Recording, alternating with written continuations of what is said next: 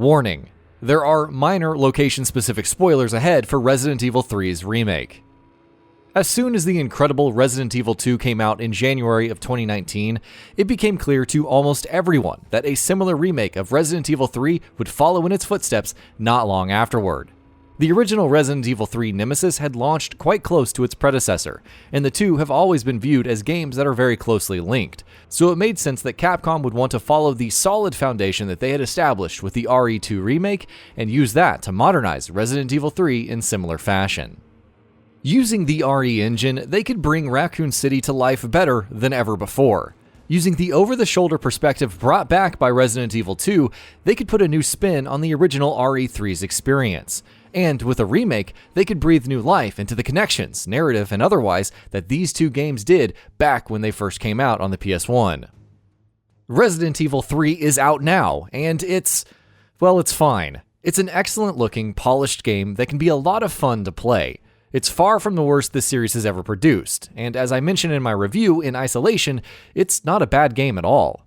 The problem comes, as it often does, from expectations. And let's face it, when you're making a game in a series as illustrious as Resident Evil, and when that game is followed hot on the heels of two excellent back-to-back releases, and when the game that you're remaking is a remake of what is considered one of the series' finest entries, you have to deal with expectations, and ensure that you live up to them. On this front, Resident Evil 3 fails in multiple ways. For starters, even though Resident Evil 3 is far better in isolation than it is when compared to the other games in the series, it does have issues in isolation as well. The biggest of those is that it's too short. Yes, the original Resident Evil 3 was also a short game, and yes, last year's RE2 was also fairly short, but those games had other things going for them. Resident Evil 3 Nemesis had things such as live selections and randomization of various items and pickups that encouraged replays. Finishing the game multiple times rewarded players with multiple unique cutscenes on each playthrough, up until a certain number, of course. And it had the Mercenaries mode. The remake cuts out live selections, and though it does replace Mercenaries with Resistance, it is a pretty rough experience, at least in its current state. Resident Evil 2's remake, on the other hand, made up for being a short game by having two campaigns, though, to be fair, those two campaigns did overlap with each other quite a bit. It also had Mr. X, whose unpredictable and unscripted behavior meant that every playthrough would bring new threats. Nemesis doesn't really have that going for him, and I'll discuss this in more detail in a bit. Meanwhile, modes like Fourth Survivor and Tofu Survivor weren't cut out either. The Ghost Survivors was also added as DLC, and I'm hoping that Capcom will do something similar with RE3 as well, though it is much more likely that they'll want to focus their post-launch support on Resistance instead. The next, and for many the most obvious, way that Resident Evil 3's remake disappoints is that it doesn't live up to the legacy of the game that it's based on. RE3 Nemesis is often overlooked in discussions about the series, but make no mistake, it is one of the best and one of the most unique entries in the series. From the way it expanded the series' scope by letting players loose in Raccoon City, to how it introduced one of the most iconic villains in the series' history, from how it encouraged replay value with things such as live selections and the Mercenaries mode, to its incredible level design, the original RE3 was an absolute gem. The remake, sadly enough, throws most of that out the window. Stepping out into the burning streets of Raccoon City was an exciting moment back in 1999. After hearing so much about it in Resident Evil 1 and glimpsing some parts of it in Resident Evil 2, RE3 did what a sequel should do and expanded the scope even further. It was the perfect progression, and what we got to see of it more than lived up to expectations. With the remake, Capcom had promised that using the better hardware available to them now, and using the impressive RE engine, they would bring Raccoon City to life like never before. They also promised that it would be a fairly large environment, and though they made it clear on multiple occasions that it would be by no means an open-world game, they did say that it would encourage plenty of exploration. Those promises turned out to be, well, not very true. Surprisingly enough, Raccoon City in the remake somehow feels even smaller than its original counterpart. In the original, the uptown and downtown areas felt quite sizable, and you spent quite a bit of time in these locations owing to their winding, interconnected design and the backtracking that they required. More on this in a bit.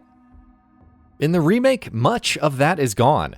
Based on pre-release hands-on impressions and the demo, RE3 Remake's Raccoon City was promising to be a much larger version of its old self. But as we know now, most of what Capcom showed off of the environment at the time was the whole thing. Other than one single street in front of the RPD's garage, a street that we already saw in the RE2 Remake by the way, everything we saw of Raccoon City in the game, many of us had already seen before. Once the city section of the game was over, I couldn't help but think, with some disappointment, wait, that's it? I'm sure that if you were to talk about pure size, the new Raccoon City would seem like a respectable recreation. But it's about more than that. Much more important is how that location is used, which is where the backtracking and interconnected design I mentioned earlier comes in. These are two things that the original RE3 and much of the series as a whole have always been known for, but those aspects have been heavily pared back in the remake. Yes, Raccoon City does have some locked alleys and stores that you can backtrack to and access with your lockpick and bolt cutter, but backtracking as a whole still feels far too limited. You don't spend nearly enough time in the environment to really get familiar with it and its design, which is a shame, because from the Spencer Mansion in RE1 to the RPD building in RE2, right down to the Baker residence in RE7, becoming extremely familiar with a location's design, owing to how much time you spend in it, has always been one of this series' hallmarks. And it's not just Raccoon City that suffers from this in the remake. Nearly every other location in the game, maybe with the exception of the hospital, feels disappointingly linear and small scope. Hell, there aren't even a great many puzzles to introduce some variety and add length, and the few puzzles that do exist are pretty disappointing, which is especially weird, not only because puzzles are a staple of this franchise, but also because the original Resident Evil 3 had quite a few puzzles. That's not the only disservice Resident Evil 3's remake does to the original in terms of locations though. It also cuts out entire sections from the original game. On its own, cuts in remakes don't necessarily have to be a bad thing. Resident Evil 2 made some cuts itself last year, and most of them, with the exception of zapping and the changes that they made to the A and B campaigns, worked out very well. But when you combine cuts with a short length, which we discussed earlier, that does become an issue. Because if Capcom had not cut out the clock tower or the park or the factory, and if they'd made the small locations of RE3 a little larger and more fleshed out, then they no doubt would have ended up with a respectable length for the campaign. It also doesn't help that some of the things that they cut out, such as the Gravedigger boss fight or the aforementioned clock tower, were crucial segments in the original Resident Evil 3, and fans were really looking forward to seeing some of that stuff in the remake. But the thing fans were looking forward to more than anything else was Nemesis. Let's get one thing out of the way right off the bat though. Nemesis is not a complete disappointment. In terms of his visual design, his transformation throughout the game, the narrative surrounding him, and the boss fights, he is perfect. His portrayal is top-notch and does justice to the overbearing presence he had in the original game. He does disappoint from a gameplay perspective though, because he's mostly relegated to scripted encounters and has a very limited presence as a stalker-type enemy. Nemesis in the original wasn't much of a stalker either, and his appearances were largely scripted, even though the game did mask that scripted nature as something more dynamic pretty well. But guess what? Mr. X in the original Resident Evil 2 was also largely scripted, and not much of a stalker enemy, and yet the remake turned him into a constant, dynamic, unpredictable threat. There was no reason Capcom could not have transformed Nemesis in a similar fashion. They should have transformed him in a similar fashion. They should have taken the Mr. X template and replaced him with a much more versatile, much more intelligent, and much more threatening enemy. In fact, on multiple occasions, that is exactly what Capcom promised, that he would be a much more relentless and intelligent pursuer than Mr. X. And yet, much like their promises with how they would expand Raccoon City, that turned out to be a bit of an exaggeration.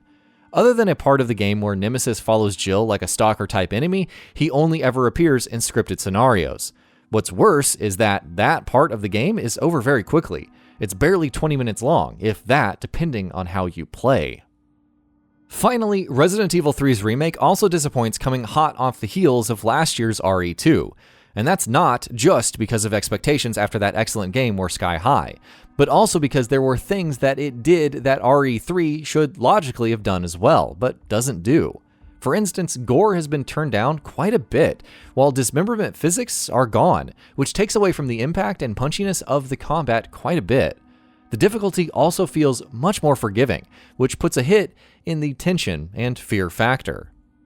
Viewed purely on its own merits and outside of the context of all of the expectations, Resident Evil 3 is a far less disappointing game. It still has its issues, such as its short length, but it has plenty going for it as well. It's an absolutely gorgeous game. It's perhaps the best written game in the entire series. The cutscenes are superbly directed.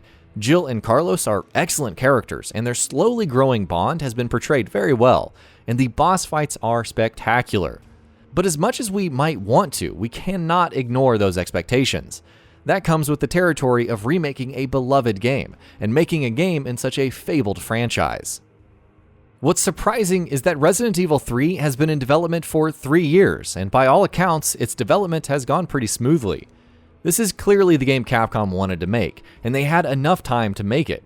Resistance was outsourced and developed by Neobards Entertainment, and the team that developed the actual remake part of the package had little to do with that, so that obviously wasn't a distraction for them. It's hard then to figure out why this was the game that they wanted to make, because clearly it has a lot of issues that hold it back from realizing its potential. And that about does it for this video. If you enjoyed what you watched and want to see more from Gaming Bolt, you can always hit that subscribe button and turn on the bell icon next to it. That way you will never miss any of our videos.